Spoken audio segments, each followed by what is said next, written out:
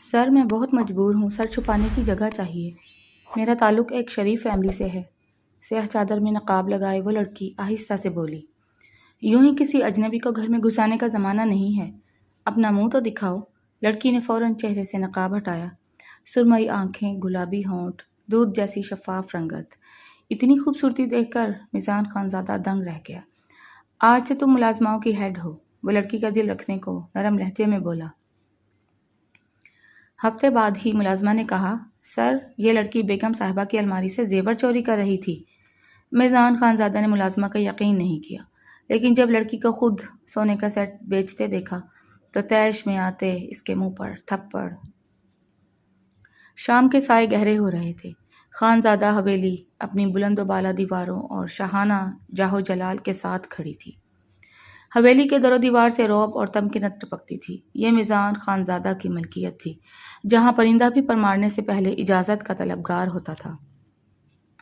حویلی کے وسیع و عریض برآمدے میں میزان خانزادہ ایک آرام دہ کرسی پر بیٹھا اپنی خاندانی پستول صاف کر رہا تھا۔ 6 فٹ سے نکلتا قد، کثرتی بدن، گندمی رنگت اور سیاہ گہری آنکھیں جن میں بلا کا ٹھہراؤ اور سختی تھی۔ اس کے چہرے کے نقوش میں ایک ایسی کاٹ تھی جو سامنے والے کو مرعوب کرنے کے لیے کافی تھی۔ خاموشی اس کا خاصہ تھی اور رعب اس کی پہچان۔ اچانک حویلی کے بھاری آہنی گیٹ پر کسی نے زوردار دستک دی۔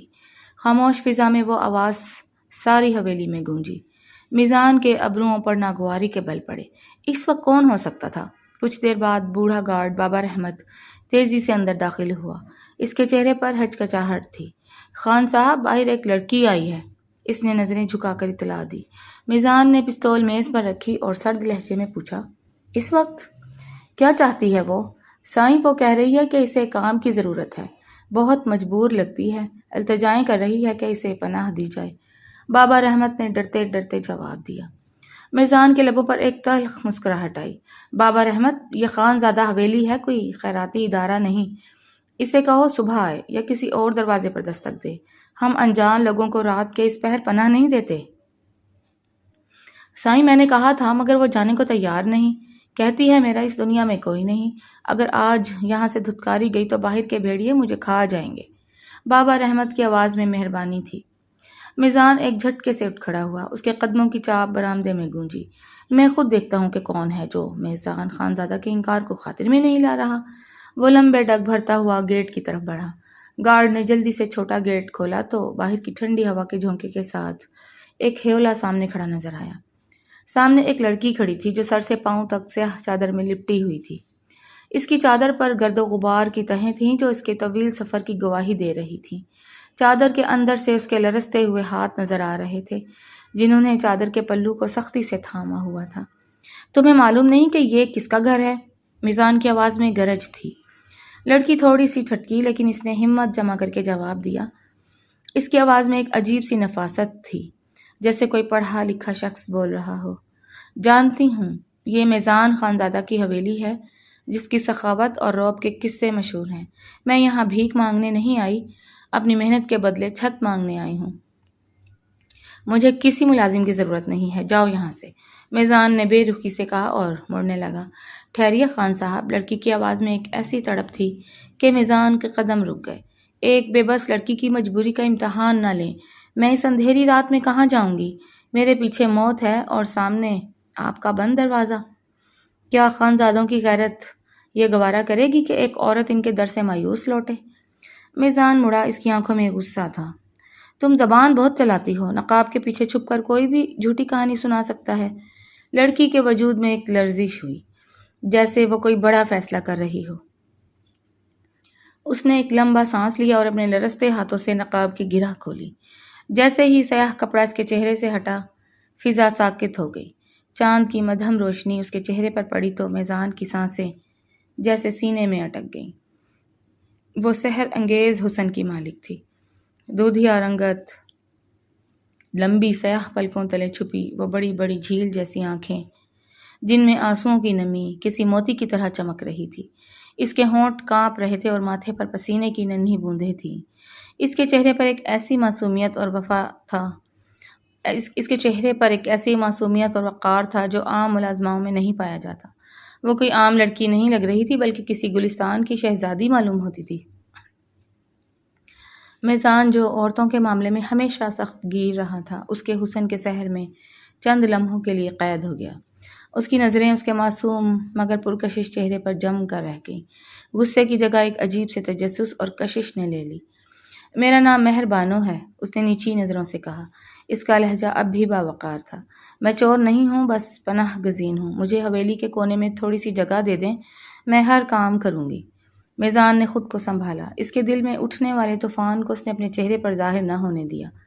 مہر بانو، اس نے نام کو دہرایا جیسے ذائقہ چکھ رہا ہو۔ اس نے گہری نظروں سے اسے دیکھا۔ اس کی بے بسی سچی تھی۔ میزان خان زیادہ جذباتی فیصلے نہیں کرتا تھا، مگر اس بار اس کی فطرت کچھ اور کہہ رہی تھی۔ ٹھیک ہے، میزان نے حاکمانہ انداز میں کہا، تمہیں پناہ ملے گی، مگر یاد رکھنا اس حویلی کے اصول بہت سخت ہیں، یہاں غلطی کی گنجائش نہیں ہوتی۔ مہر بانو کے چہرے پر سکون کی ایک لہر دوڑ گئی۔ شکریہ خان صاحب، میں آپ کو شکایت کا موقع نہیں دوں گی۔ میزان نے بابا رحمت کی طرف دیکھا۔ بابا، اسے اندر لے جاؤ، بڑی حویلی کے پچھلے حصے میں جو کوارٹر ہے وہاں اسے جگہ دو، اور سنو، آج سے مہر بانو حویلی کی تمام ملازماؤں کی انچارج ہوگی، سب اسے رپورٹ کریں گی۔ بابا رحمت حیرت سے میزان کا منہ دیکھنے لگا۔ ایک لڑکی جو ابھی سڑک سے آئی تھی، اسے براہ راست ہیڈ بنا دینا، یہ میزان خان زادہ کے مزاج کے بالکل خلاف تھا، مگر میزان کا چہرہ سپاٹ تھا، وہاں کوئی سوال کرنے کی ہمت نہیں کر سکتا تھا۔ جی سائیں، جیسے آپ کا حکم۔ بابا رحمت نے سر جھکایا۔ میزان مہر بانو کو ایک آخری بار دیکھ کر حویلی کے اندرونی حصے کی طرف بڑھ گیا۔ مہر بانو نے اپنی چادر دوبارہ اوڑھ لی، مگر اس کی نظریں میزان کے رعبدار وجود کا تعاقب کر رہی تھیں۔ اسے پناہ تو مل گئی تھی، مگر وہ جانتی تھی کہ اس حویلی کی دیواروں کے اندر اس کا سفر اتنا آسان نہیں ہوگا۔ جب وہ حویلی کے اندر داخل ہوئی تو اسے احساس ہوا کہ وہ ایک ایسی دنیا میں قدم رکھ رہی ہے جہاں عشق اور نفرت کی لکیریں بہت دھندلی ہیں۔ میزان اپنے کمرے کی بالکنی میں کھڑا نیچے صحن میں بابا رحمت کے پیچھے جاتی مہر بانو کو دیکھ رہا تھا۔ اس کے ذہن میں اس کا وہ چہرہ بار بار ابھر رہا تھا۔ مہر بانو، تم ہو کون؟ اور تمہاری یہ آنکھیں کیا چھپا رہی ہیں؟ اس نے سرگوشی کی۔ چند دن بعد حویلی کے وسیع و عریض لاؤنج میں صبح کی پہلی کرنوں نے دستک دی تو فضا میں سندل اور چنبیلی کی ملی جلی خوشبو رچی ہوئی تھی۔ میزان خان زادہ، جو عام طور پر اس وقت تک اپنے کمرے میں فائلز میں غرق ہوتا تھا، آج بالکنی کی منڈیر سے ٹیک لگائے نیچے ہال کا منظر دیکھ رہا تھا۔ نیچے مہر بانو کھڑی تھی۔ سیاہ چادر اب بھی اس کے وجود کا حصہ تھی، لیکن اس کا ڈھنگ کسی عام ملازمہ جیسا ہرگز نہ تھا۔ وہ بڑی نرمی اور وقار سے دوسری ملازماؤں کو ہدایات دے رہی تھی۔ اس کی آواز میں وہ گرج نہ تھی جو عموماً ہیڈ بننے کے بعد لوگوں کے لہجے میں آ جاتی ہے، بلکہ ایک ایسی مٹھاس اور ٹھہراؤ تھا کہ سامنے والا انکار کی جرأت نہ کر پاتا۔ گلاب کے پھولوں کو گلدان میں سجانے سے پہلے ان کی ٹہنیاں تراش لیا کرو، ان سے تازگی دیر تک قائم رہتی ہے۔ مہر بانو نے ایک ملازمہ کو سمجھایا تو میزان کے لبوں پر بے اختیار مسکراہٹ آ گئی۔ اسے حیرت تھی کہ ایک لڑکی جس نے چند دن پہلے پناہ مانگی تھی، وہ گھر کے کونے کونے سے اتنی واقف کیسے ہو گئی کہ اب حویلی اس کے اشاروں پر چل رہی تھی۔ میزان سیڑھیوں سے نیچے اتر کر آیا۔ مہر بانو کی پشت اس کی طرف تھی، لیکن شاید قدموں کی چاپ نے اسے آمد کی اطلاع دے دی تھی۔ وہ فوراً پلٹی، نظریں جھکا لی اور سر پر چادر کو مزید درست کیا۔ کافی جلدی کام شروع کر دیا تم نے مہر بانو۔ میزان نے لہجے میں مصنوعی سختی لانے کی کوشش کی، مگر اس کی نظریں مہر بانو کے سفید شفاف ہاتھوں پر جمی تھیں جو چابیوں کا گچھا سنبھالے ہوئے تھے۔ خالی بیٹھنا ان لوگوں کا شیوا ہوتا ہے جن کے پاس یادیں نہ ہو۔ خانزادہ صاحب، کام مجھے بکھرنے سے بچائے رکھتا ہے، اس نے انتہائی دھیمے مگر پورا اعتماد لہجے میں جواب دیا۔ میزان چند لمحوں کے لیے خاموش ہو گیا۔ یہ الفاظ کسی عام طبقے کی لڑکی کے نہیں ہو سکتے تھے۔ اس نے مہر بانو کے قریب ہوتے ہوئے کہا، تمہاری نفاست، تمہارا بولنے کا انداز، کبھی کبھی لگتا ہے کہ تم اس حویلی کی ملازمہ نہیں بلکہ اس کی مالکن بننے کے لیے بنی ہو۔ مہر بانو نے نظریں اٹھا کر میزان کی طرف دیکھا۔ وہ سرمئی آنکھیں اس وقت کسی گہری جھیل کی مانند لگ رہی تھیں جن میں کوئی پرانا راز دفن تھا۔ مالکن اور ملازمہ میں بس ایک نصیب کا فرق ہوتا ہے سر، باقی شرافت تو خون میں ہوتی ہے، وہ کسی رتبے کی محتاج نہیں ہوتی۔ میزان اس کی بات کی گہرائی میں کھو سا گیا۔ اس نے دیکھا کہ مہر بانو نے ڈائننگ ٹیبل پر برتنوں کی ترتیب بدل دی تھی۔ ہر چیز اپنی جگہ پر اس طرح موجود تھی جیسے کسی ماہر آرکیٹیکٹ نے نقشہ بنایا ہو۔ تم نے لائبریری کی کتابیں بھی ترتیب دی ہیں؟ میزان نے پوچھا۔ جی، وہ بہت بے ترتیبی سے پڑی تھیں۔ میں نے موضوعات کے حساب سے انہیں الگ کر دیا ہے۔ تاریخ کی کتابیں دائیں جانب ہیں اور شاعری بائیں جانب، کیونکہ تاریخ حقائق بتاتی ہے اور شاعری خواب، اور ان دونوں کو الگ رکھنا ہی بہتر ہے۔ میزان دنگ رہ گیا۔ اسے محسوس ہوا کہ اس کے سامنے کھڑی یہ لڑکی محض ایک خوبصورت چہرہ نہیں بلکہ ایک مکمل دانشور ہے۔ اس کا جھکاؤ مہربانوں کی طرف مزید بڑھنے لگا۔ وہ اس کے قریب آیا، اتنا قریب کہ مہربانوں کو میزان کے پرفیوم کی تیز خوشبو محسوس ہونے لگی۔ مہربانوں، تم نے مجھ سے پناہ مانگی تھی، لیکن اب مجھے لگتا ہے کہ تم نے میری حویلی کے سکون کو اپنے صحن میں قید کر لیا ہے۔ تم کون ہو؟ تمہارا لہجہ تمہاری حقیقت سے میل نہیں کھاتا۔ مہربانوں کے گلابی ہونٹوں پر ایک اداس سی مسکراہٹ آئی۔ اس نے ایک قدم پیچھے ہٹ کر فاصلہ برقرار رکھا۔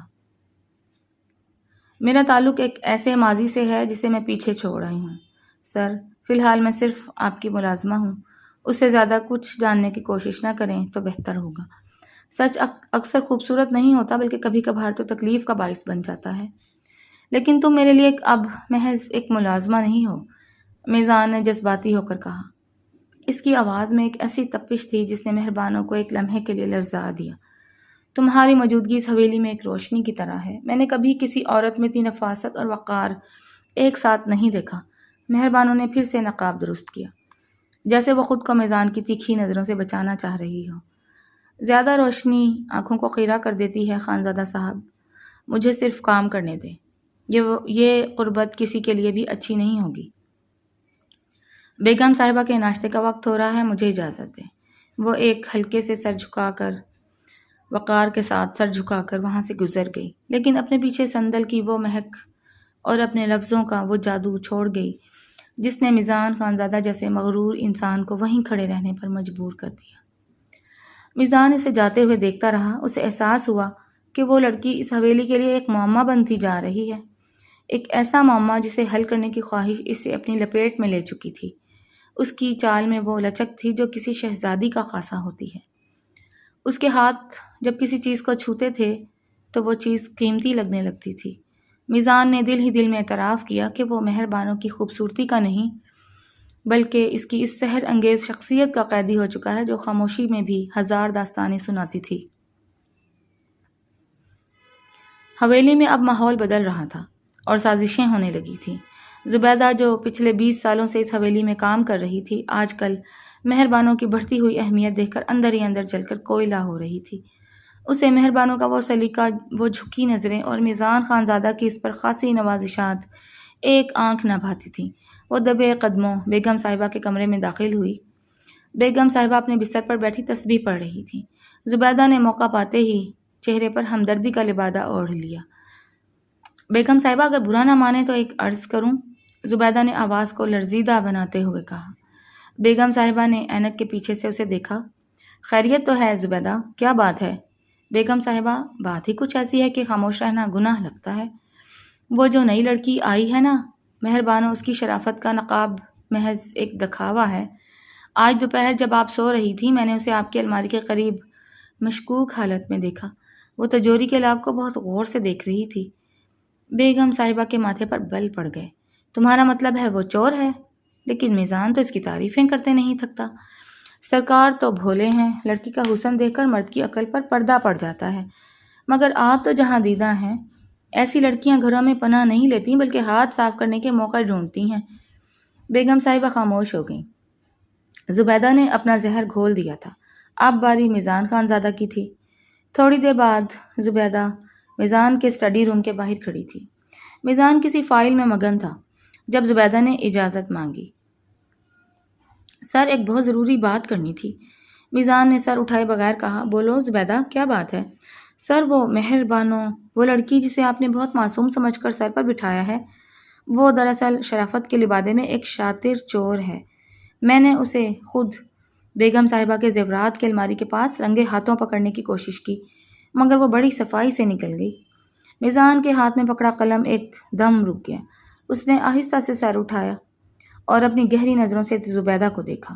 کمرے میں ایک دم سناٹا چھا گیا۔ تم نے اسے الماری کے پاس دیکھا؟ میزان کی آواز میں ایک عجیب سی گونج تھی۔ جی سر، بالکل۔ آج اپنی ان آنکھوں سے میں نے دیکھا کہ وہ الماری کے ہینڈل پر ہاتھ رکھے ہوئے تھی، جیسے بس اسے کھولنے ہی والی ہو سر۔ ایسے اجنبیوں کو گھر میں رکھنا خطرے سے خالی نہیں، کسی دن بڑا ہاتھ مار کر غائب ہو جائے گی۔ میزان کرسی سے اٹھا اور چلتا ہوا زبیدہ کے بالکل قریب آ گیا۔ اس کا قد اور وجود زبیدہ کے لیے خوفناک ہونے لگا۔ زبیدہ، میزان کا لہجہ برف کی طرح ٹھنڈا مگر کاٹ دار تھا، تم اس حویلی میں پرانی ہو اس لیے لحاظ کر رہا ہوں، مگر ایک بات کان کھول کر سن لو، میں نے چہروں کو پڑھنا اور آنکھوں میں جھانکنا تم سے بہتر سیکھا ہے۔ مہربانوں کی آنکھیں وہ نہیں کہتی جو تمہاری زبان بول رہی ہے۔ زبیدہ کے پیروں تلے سے زمین نکل گئی۔ مگر سر، میں نے خود دیکھا، بس اتنا کافی ہے۔ میزان نے دھاڑ کر اسے خاموش کروا دیا۔ تمہاری نظر میں حسد کا میل ہے، اس لیے تمہیں اس کی نفاست چوری لگتی ہے۔ اس لڑکی کی آنکھوں میں وہ بے گناہی اور سچائی ہے جو تمہارے پورے جاہو جلال میں کبھی نہیں دیکھی میں نے۔ اب یہاں سے جاؤ اور دوبارہ کبھی اس کے خلاف ایک لفظ بھی نکالا تو اس حویلی کے دروازے تم پر ہمیشہ کے لیے بند ہو جائیں گے۔ زبیدہ لرزتی ہوئی کمرے سے باہر نکل گئی، مگر اس کے دل میں انتقام کی آگ اب مزید بھڑک اٹھی تھی۔ میزان کھڑکی کے پاس جا کھڑا ہوا۔ باہر صحن میں مہربانوں پودوں کو پانی دے رہی تھی۔ اس کا پروقار انداز اور خاموشی میزان کو یہ یقین دلا رہی تھی کہ اس کا فیصلہ غلط نہیں ہے۔ اسے مہربانوں کی سیاہ چادر پر نہیں، اس کی شفاف روح پر بھروسہ تھا۔ وہ یہ ماننے کو تیار ہی نہ تھا کہ اتنی خوبصورت آنکھوں میں کوئی فریب چھپا ہو سکتا ہے۔ یاسمین بیگم اپنے مخصوص پروقار انداز میں ریشمی گاؤ تکیے سے ٹیک لگائے بیٹھی تھی، مگر ان کے چہرے پر موجود فکر کی لکیریں صاف بتا رہی تھیں کہ وہ کسی گہری کشمکش میں ہیں۔ جیسے ہی میزان خان زادہ کمرے میں داخل ہوا، انہوں نے تسبیح روک کر اسے اپنے پاس بیٹھنے کا اشارہ کیا۔ میزان، مجھے تم سے ایک ضروری بات کرنی ہے۔ یاسمین بیگم کا لہجہ سنجیدہ تھا۔ میزان، جو اپنی ماں کی طبیعت سے اچھی طرح واقف تھا، خاموشی سے سامنے پڑے صوفے پر بیٹھ گیا۔ جی اماں جان، حکم کیجیے۔ بیٹا، یہ لڑکی مہربانوں، مجھے لگتا ہے اسے اب اس حویلی سے رخصت کر دینا چاہیے، انہوں نے سیدھا مدعا بیان کیا۔ آج زبیدہ پھر سے شکایت کر رہی تھی کہ یہ لڑکی اکثر الماریوں اور کمروں کے گرد مشکوک حالت میں دیکھی جاتی ہے۔ وہ کہتی ہے کہ اس کی نیت صاف نہیں، وہ کسی موقع کی تلاش میں رہتی ہے۔ میزان کے ماتھے پر بل پڑے مگر وہ خاموش رہا۔ یاسمین بیگم نے بات جاری رکھی۔ دیکھو میزان، ہم ایک معزز اور شریف فیملی سے تعلق رکھتے ہیں۔ اس لڑکی کا کوئی عطا پتہ نہیں، کوئی آگے پیچھے نہیں، جوان لڑکی ہے، کل کو کوئی اونچ نیچ ہو گئی یا حویلی کی عزت پر حرف آیا تو ہم کسی کو کیا منہ دکھائیں گے؟ ایسے بے نام و نشان لوگوں کو زیادہ دیر گھر میں پناہ دینا خطرے سے خالی نہیں ہوتا۔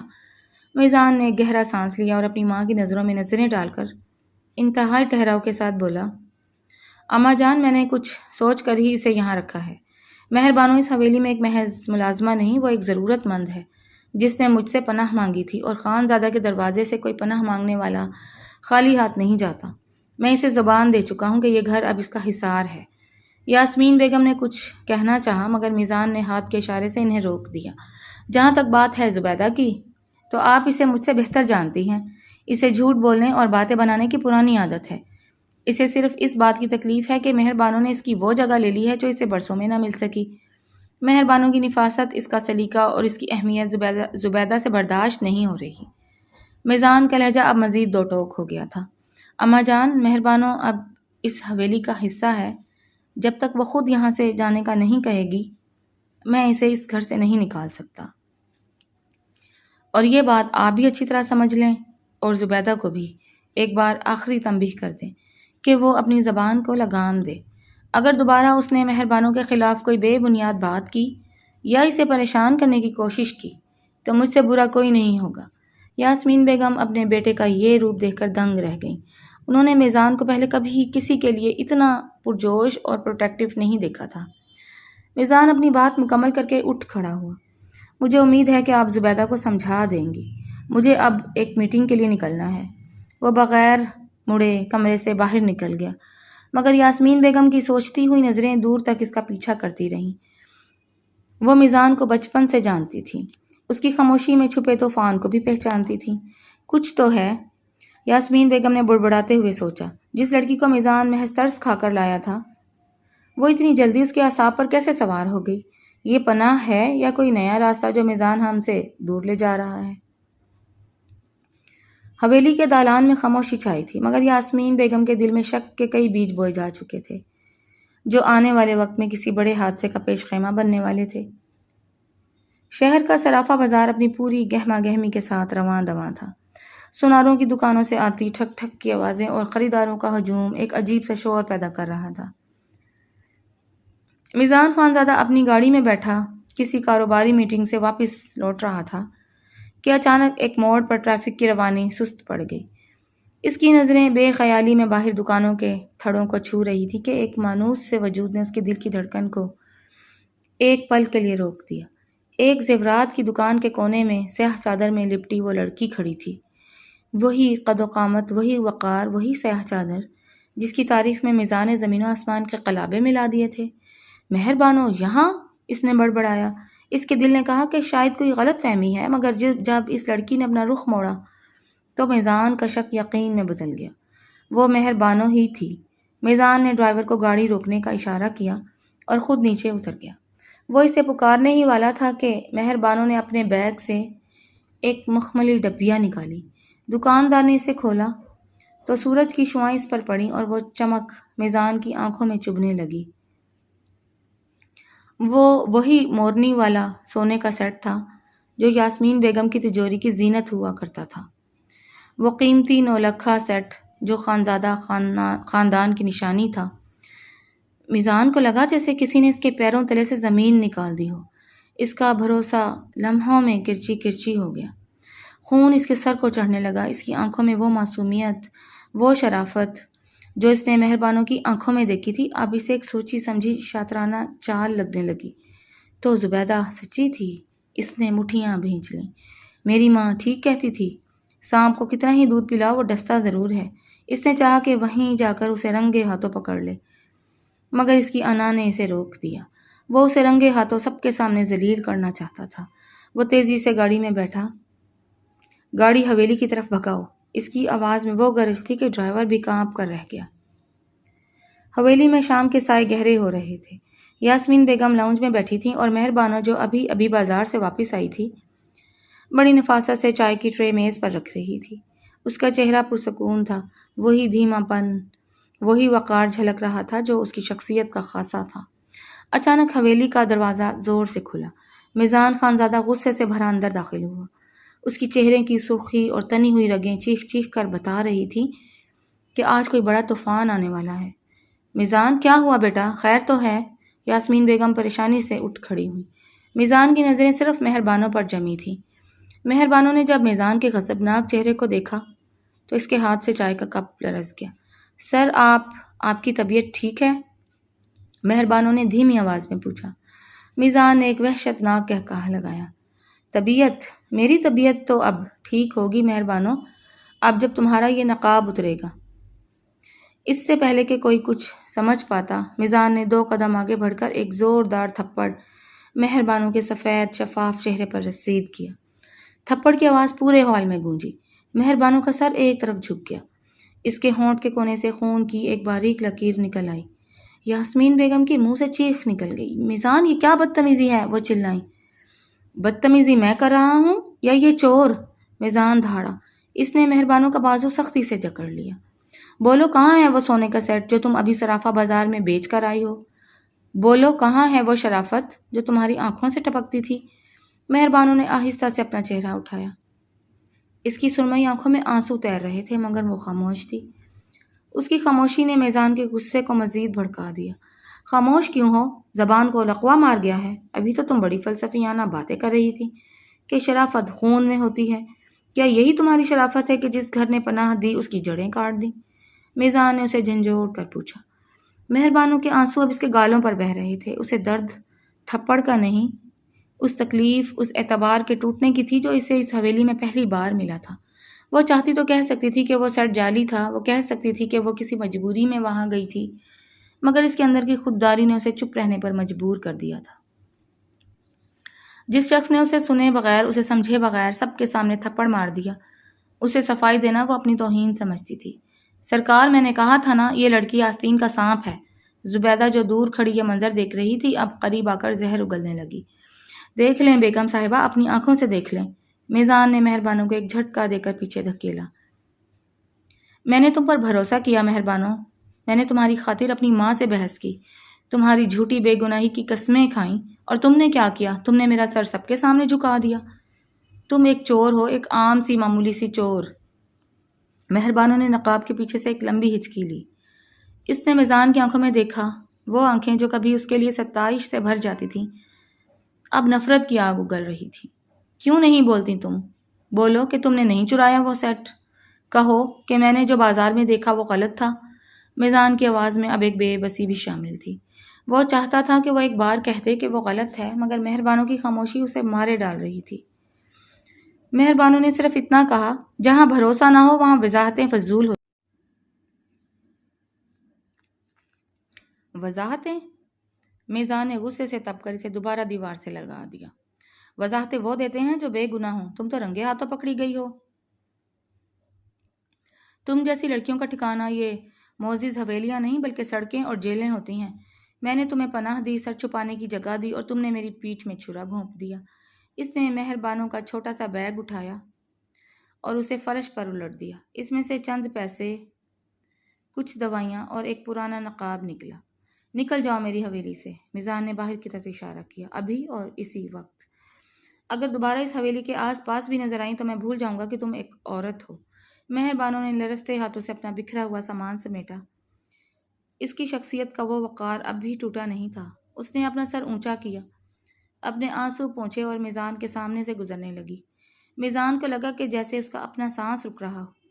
جیسے جیسے وہ لڑکی دور جا رہی تھی اسے محسوس ہو رہا تھا کہ وہ کچھ بہت قیمتی کھو رہا ہے، مگر اس کی انا اور وہ منظر جو اس نے بازار میں دیکھا تھا اس کے پاؤں کی زنجیر بن گیا۔ مہربانوں گیٹ تک پہنچی اور ایک بار مڑ کر حویلی کو دیکھا، وہی حویلی جہاں اسے چند دنوں کے لیے لگا تھا کہ شاید اسے ایک گھر مل گیا ہے۔ اس نے میزان کی طرف ایک آخری نظر ڈالی، ایسی نظر جس میں شکوہ تھا، درد تھا، اور ایک ایسی بیگانگی تھی جس نے میزان کے دل میں ایک پچھتاوے کو اجاگر کر دیا۔ وہ سیاہ چادر میں سمٹ کر اندھیرے میں غائب ہو گئی۔ میزان وہیں لاؤنج میں صوفے پر گر گیا۔ اس کا ہاتھ اب بھی اس تھپڑ کی تپش محسوس کر رہا تھا جو اس نے مہربانوں کو مارا تھا۔ اسے لگا جیسے وہ جیت گیا ہے، مگر اس کے اندر ایک عجیب سی ویرانی چھا گئی تھی۔ اسے غصہ تھا کہ اسے دھوکہ دیا گیا، مگر اس غصے کے پیچھے ایک ایسی تکلیف تھی جو وہ خود سے بھی چھپا رہا تھا۔ وہ مہربانوں سے محبت کرنے لگا تھا اور یہ تھپڑ دراصل اس کی اس محبت کی موت کا اعلان تھا۔ حویلی کے صحن میں اب پھر سے وہی خاموشی تھی، مگر اس بار یہ خاموشی بہت بوجھل تھی۔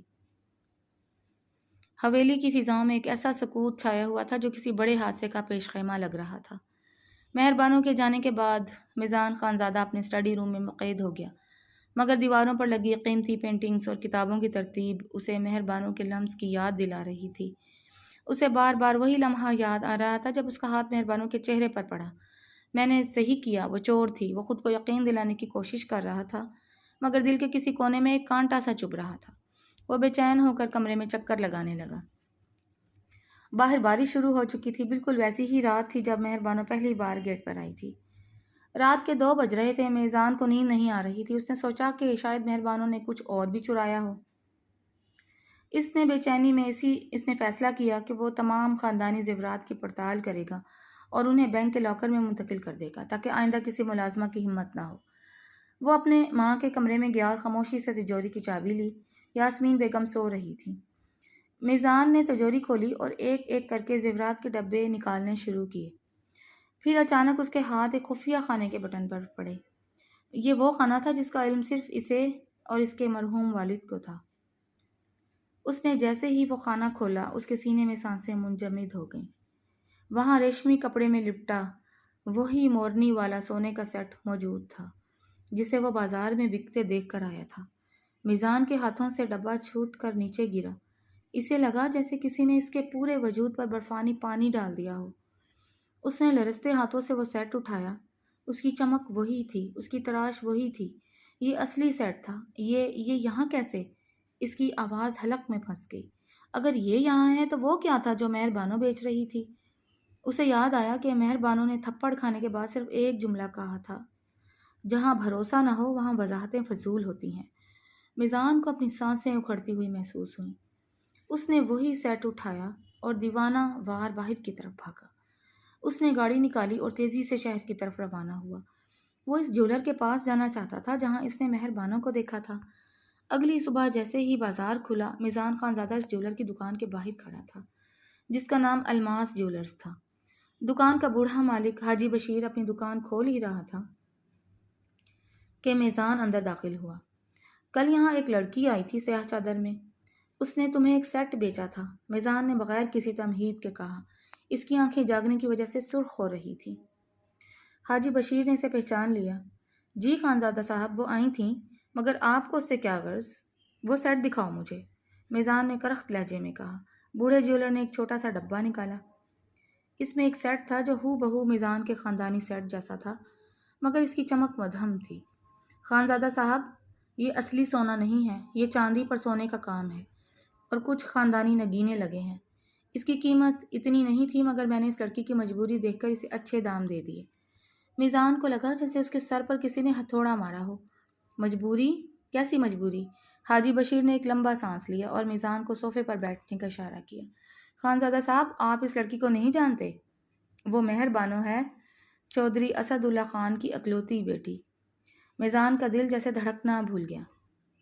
چودھری اسد اللہ خان؟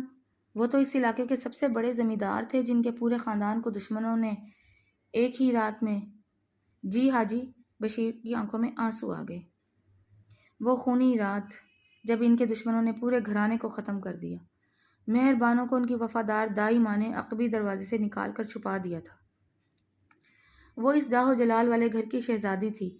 خانزادہ صاحب، وہ سیٹ جو آپ دیکھ رہے ہیں، یہ اس کی ماں کی آخری نشانی تھی جو اس نے اپنے علاج اور دشمنوں سے چھپنے کے لیے ٹھکانہ ڈھونڈنے کی خاطر بیچی۔ میزان کی سماعتوں میں دھماکے ہونے لگے۔ اسے وہ تھپڑ یاد آیا جو اس نے ایک ایسی لڑکی کو مارا تھا جس نے اپنے پورے خاندان کے جنازے اٹھائے تھے، جس نے اپنی عزت اور جان بچانے کے لیے ایک حویلی میں ملازمہ بننا قبول کیا تھا۔ وہ چور نہیں تھی۔ میزان کے لب لرزے۔ چور؟ حاجی بشیر نے حیرت اور غصے سے میزان کو دیکھا۔ خانزادہ صاحب، وہ لڑکی تو اتنی خوددار ہے کہ جب میں نے اسے کچھ پیسے اضافی دینے چاہے تو اس نے انکار کر دیا۔ اس نے کہا کہ چودھری کی بیٹی خیرات نہیں لیتی۔ وہ تو اپنی بیماری اور دواؤں کے لیے مجبور ہو کر یہ نشانی بیچنے آئی تھی۔ آپ اسے چور کہہ رہے ہیں؟ میزان دکان سے باہر نکل آیا۔ اسے لگا جیسے آسمان اس کے اوپر گر رہا ہو۔ وہ سڑک کے کنارے کھڑا ہو کر دھاڑے مار کر رونا چاہتا تھا۔ وہ اپنی گاڑی میں بیٹھا، مگر اس کے ہاتھ اسٹیئرنگ وہیل پکڑنے کے قابل نہیں تھے۔ اس کی نظروں کے سامنے مہر بانو کا وہ چہرہ گھوم رہا تھا جس پر اس کی انگلیوں کے نشان چھپ گئے تھے۔ یہ میں نے کیا کر دیا؟ اس نے اپنے سر کو اسٹیئرنگ پر دے مارا۔ میں نے اس کی مجبوری کو اس کا گناہ بنا دیا۔ اس کی خاموشی اس کی شرافت تھی اور میں اسے اس کی چوری سمجھ بیٹھا۔ اسے یاد آیا کہ وہ مہر بانو کی نفاست کی تعریف کرتا تھا، اس کے سلیقے کا قائل تھا۔ اب اسے سمجھ آیا کہ وہ سلیقہ کسی ٹریننگ کا نہیں بلکہ اس کے خون کا حصہ تھا۔ وہ ایک شہزادی تھی جسے اس نے ملازمہ بنا کر ذلیل کیا۔ مہر بانو، مجھے معاف کر دو۔ اس کی آواز میں ایسی اذیت تھی جو روح کو چیر دے۔ وہ پچھتاوے کی اس آگ میں جل رہا تھا جہاں کوئی معافی کام نہیں آتی۔ اسے مہر بانو کی وہ سرمئی آنکھیں یاد آ رہی تھیں جن میں درد کا ایک سمندر تھا اور اس نے اس سمندر میں نفرت کا زہر گھول دیا تھا۔ اسے یاد آیا کہ کیسے مہر بانو نے اس کے گھر کو سنوارا تھا، کیسے اس نے اپنی انا کو مار کر اس کی خدمت کی تھی اور اس نے اس کے بدلے سب کے سامنے اسے چور اور فریبی کہا۔ میں کتنا بڑا اندھا تھا، اس نے خود کو ملامت کی۔ میری انا، میرا غرور، اس نے مجھے اتنا اندھا کر دیا کہ میں ایک معصوم روح کو نہیں بچا سکا۔ اس کا پورا وجود کانپ رہا تھا۔ وہ سوچ رہا تھا کہ اب وہ مہر بانو کو کہاں ڈھونڈے گا؟ وہ بے سہارا لڑکی جس کے پیچھے دشمن لگے ہوئے ہیں، اس نے اسے آدھی رات کو گھر سے نکال دیا تھا۔ اگر اسے کچھ ہو گیا تو وہ اپنی زندگی اس پچھتاوے کے ساتھ کیسے گزارے گا؟ میزان خانزادہ، جو کبھی کسی کے سامنے نہیں جھکا تھا، آج پچھتاوے کی آگ میں پڑا ایک معمولی انسان لگ رہا تھا۔ اس کے دل میں مہر بانو کے لیے جو جھکاؤ تھا وہ اب ایک ایسی عقیدت اور تڑپ میں بدل چکا تھا جس کی کوئی انتہا نہ تھی۔ وہ گاڑی سٹارٹ کر کے شہر کی ہر گلی، ہر ہسپتال اور ہر مسافر خانے میں مہر بانو کو تلاش کرنے لگا۔ اس کی آنکھوں سے آنسو مسلسل بہہ رہے تھے۔ یا اللہ، بس ایک بار وہ مجھے مل جائے، میں اس کے پیروں میں گر کر اپنی غلطی کا کفارہ ادا کروں گا، اسے دوبارہ اس کا وقار لوٹاؤں گا۔ مگر شہر کی بھیڑ میں مہر بانو کہیں نظر نہیں آ رہی تھی۔ وہ سیاہ چادر اب میزان کے لیے ایک ایسی گمشدہ جنت بن گئی تھی جسے اس نے اپنے ہی ہاتھوں سے آگ لگا دی تھی۔ شہر کے ایک دور افتادہ اور خاموش علاقے میں ایک قدیم خانقاہ کے قریب بنے چھوٹے سے کچے مکان میں مہر بانو پناہ لیے ہوئے تھی۔ بارش کی بوندا باندی نے فضا میں مٹی کی سوندھی خوشبو اور ایک عجیب سی اداسی بھر دی تھی۔ مہر بانو کھڑکی کے پاس بیٹھی باہر گرتے پانی کو دیکھ رہی تھی۔ اس کا چہرہ زرد تھا۔ اور آنکھوں کے گرد ہلکے اس کی بے خواب راتوں کی گواہی دے رہے تھے۔ اچانک باہر ایک گاڑی آ کر رکی۔ مہربانوں کا دل زور سے دھڑکا۔ کیا دشمنوں نے مجھے ڈھونڈ لیا؟ اس نے سہم کر اپنی سیاہ چادر اوڑھی اور دروازے کی اوٹ میں چھپ گئی۔ اسے اپنی جان سے زیادہ اپنی عزت کی فکر تھی۔ دروازے پر دستک ہوئی، ایسی دستک جو اضطراب اور التجا سے بھرپور تھی۔ مہربانوں نے لرزتے ہاتھوں سے کنڈی کھولی تو سامنے کا منظر دیکھ کر اس کے سانس رک گئے۔ سامنے میزان خانزادہ کھڑا تھا۔ اس کا قیمتی لباس بارش میں بھیگا ہوا تھا، بال ماتھے پر بکھرے تھے اور آنکھیں سرخ تھیں۔ وہ میزان خانزادہ جو غرور کی علامت تھا، آج ایک سوالی بن کر اس کی دہلیز میں کھڑا تھا۔ مہربانوں، اس کی آواز میں وہ گونج نہیں بلکہ ایک ایسی شکستگی تھی کہ مہربانوں کا دل پسیج گیا۔ مہربانوں نے فوراً نظریں جھکا لیں اور دروازہ بند کرنے لگی، مگر میزان نے اپنا ہاتھ دروازے کے درمیان رکھ دیا۔ مہربانوں، مجھے مار لو، ذلیل کر لو، لیکن خدا کے لیے مجھے سنے بغیر دروازہ مت بند کرنا۔ آپ سننے کو کیا رہ گیا ہے خانزادہ صاحب؟ مہربانوں کی آواز بھررائی ہوئی تھی۔ آپ نے جو دیکھنا تھا دیکھ لیا، جو کرنا تھا کر لیا۔ اب اس غریب لڑکی کے پاس مزید کچھ نہیں ہے جو آپ چھین سکیں، یا پھر آپ میری بے بسی کا تماشا دیکھنے آئے ہیں؟ میزان نے تڑپ کر اس کا راستہ روکا اور وہیں دہلیز پر گھٹنوں کے بل بیٹھ گیا۔ مہربانوں کے منہ سے ایک دبی ہوئی چیخ نکلی، یہ آپ کیا کر رہے ہیں؟ اٹھیں! میں تب تک نہیں اٹھوں گا جب تک تم مجھے معاف نہیں کرو گی، میزان نے بھیگی ہوئی آواز میں کہا۔ میں نے تمہاری شرافت پر انگلی اٹھائی، میں نے تمہاری مجبوری کو تمہارا جرم سمجھا۔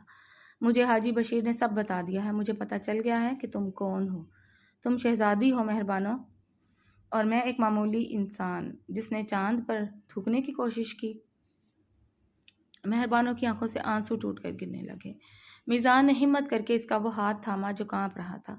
مہربانوں، وہ تھپڑ تمہارے چہرے پر نہیں، میری روح پر لگا ہے۔ میں اس رات سے سو نہیں سکا۔ ہر لمحہ مجھے تمہاری وہ خاموش نظریں ملامت کرتی ہیں۔ تم نے صفائی کیوں نہیں دی؟ تم نے کیوں نہیں کہا کہ وہ سر تمہارا اپنا ہے، تمہاری ماں کی آخری نشانی ہے؟ مہربانوں نے روتے ہوئے اپنا ہاتھ چھڑانے کی کوشش کی۔ وضاحتیں وہ دیتے ہیں جن کا کوئی مان ہو۔ خانزادہ صاحب، میرا تو کوئی مان ہی نہیں رہا تھا۔ میزان اٹھ کھڑا ہوا اور اس کے بالکل قریب آ گیا۔ اس بار اس کی نظروں میں وہ تپش تھی جس نے مہربانوں کے دل کی دھڑکن کو بے ترتیب کر دیا۔ میزان نے اپنا ہاتھ آہستہ سے مہربانوں کے گال کی طرف بڑھایا، اسی جگہ جہاں تھپڑ کا نشان اب ایک ہلکی سی نیلاہٹ کی صورت میں موجود تھا۔ اس کا لمس چھوتے ہی مہربانوں کا پورا وجود لرز اٹھا۔ اس نے بے اختیار اپنی آنکھیں موند لیں۔ یہ نشان؟ میزان کا لہجہ بھر آیا۔ اس نے جھک کر اس نشان کے قریب اپنے لبوں کو ساکن کر لیا، جیسے وہ اس درد کو اپنے اندر جذب کرنا چاہ رہا ہو۔ یہ نشان میری زندگی کا سب سے بڑا پچھتاوا ہے۔ میں اس جگہ کو خوشیوں سے بھرنا چاہتا ہوں۔ مہربانوں، میں تمہیں لینے آیا ہوں۔ مہربانوں نے جھکی ہوئی پلکوں کے درمیان سے اسے دیکھا۔ ملازمہ کے طور پر؟ میزان نے مسکرا کر اسے دیکھا۔ اس کی نظروں میں اب ایک شوخی اور بے پناہ محبت رچی ہوئی تھی۔ اس نے مہربانوں کے دونوں ہاتھ اپنے ہاتھوں میں لیے اور انہیں چوم لیا۔ نہیں مہربانوں، ملازمہ بننے کے لیے تو پوری دنیا پڑی ہے۔ تم اس حویلی میں واپس چلو گی، مگر مہربانوں بن کر نہیں۔ تم خانزادہ خاندان کی عزت بن کر چلو گی، میری شریک حیات بن کر، میزان خانزادہ کی بیوی بن کر۔ مہربانوں کا دل ایک لمحے کو جیسے تھم گیا ہو۔ اس نے حیرت سے میزان کو دیکھا، جس کی آنکھیں اس وقت کسی گہرے سمندر کی طرح اسے اپنی لپیٹ میں لے رہی تھیں۔ مہربانوں کے چہرے پر حیا کی ایک گہری سرخی دوڑ گئی۔ اس نے فوراً اپنا چہرہ چادر کے پلو میں چھپا لیا۔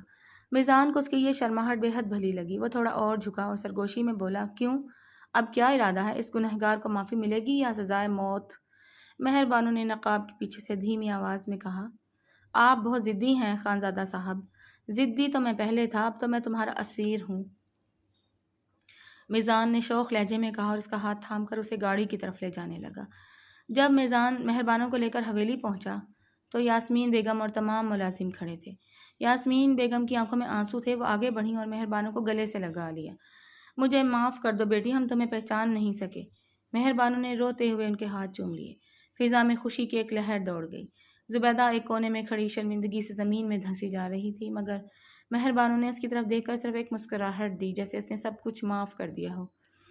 رات کے وقت حویلی کی وہی بالکنی جہاں سے میزان مہربانوں کو دیکھا کرتا تھا، آج چراغوں سے روشن تھی۔ مہربانوں اب سیاہ چادر میں نہیں بلکہ ایک سرخ ریشمی جوڑے میں ملبوس تھی جس پر سونے کا وہی اصلی مورنی والا سیٹ دمک رہا تھا۔ میزان بالکنی میں داخل ہوا تو مہر بانو شرما کر مڑ گئی۔ میزان نے اس کے پیچھے آ کر اس کے کندھوں پر ہاتھ رکھا۔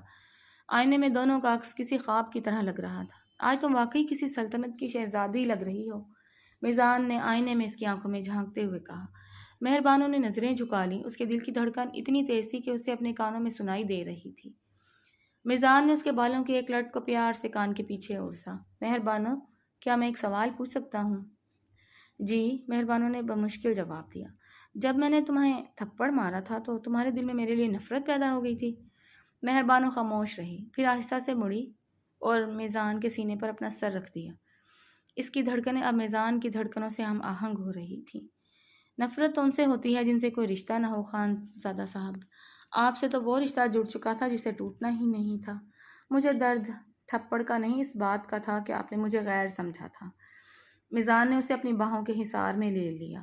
اب کبھی نہیں، اب تم میرا غرور ہو، میری پناہ ہو اور میری زندگی کی سب سے بڑی سچائی ہو۔ باہر بارش تھم چکی تھی اور چاند بادلوں کی اوٹ سے نکل کر اس جوڑے پر اپنی چاندنی نچھاور کر رہا تھا۔ وہ حویلی جو کبھی خاموشی اور تنہائی کا مسکن تھی، آج محبت کے گیتوں سے گونج رہی تھی۔ مہر بانو نے اپنا سر میزان کے کندھے پر ٹکا دیا۔ اسے یقین ہو گیا تھا کہ اس کا سفر ختم ہوا اور اسے اپنی منزل مل گئی ہے۔ میزان نے اس کے ماتھے پر بوسہ دیا اور دھیمے سے بولا، اب سے تم اس حویلی کی صرف ہیڈ نہیں بلکہ اس کے مالک کے دل کی ملکہ ہو۔ مہر بانو کی ہنسی نے فضا میں رس گھول دیا۔ پچھتاوے کی آگ اب محبت کے ٹھنڈے میٹھے چشموں میں بدل چکی تھی۔ یہ کہانی سکھاتی ہے کہ انسان کی اصل پہچان اس کے لباس، حیثیت یا حالات سے نہیں بلکہ کردار، صبر اور ظرف سے ہوتی ہے۔ مہر بانو کا کردار وقار، خودداری، برداشت اور خاموش عظمت کی خوبصورت مثال ہے، جس نے ظلم سہ کر بھی اپنا معیار نہیں گرنے دیا۔ جبکہ میزان خانزادہ کا کردار یہ دکھاتا ہے کہ طاقت، غرور اور جلد بازی انسان کو سچ سے اندھا کر دیتی ہے، مگر اپنی غلطی مان لینا بھی بہادری ہوتی ہے۔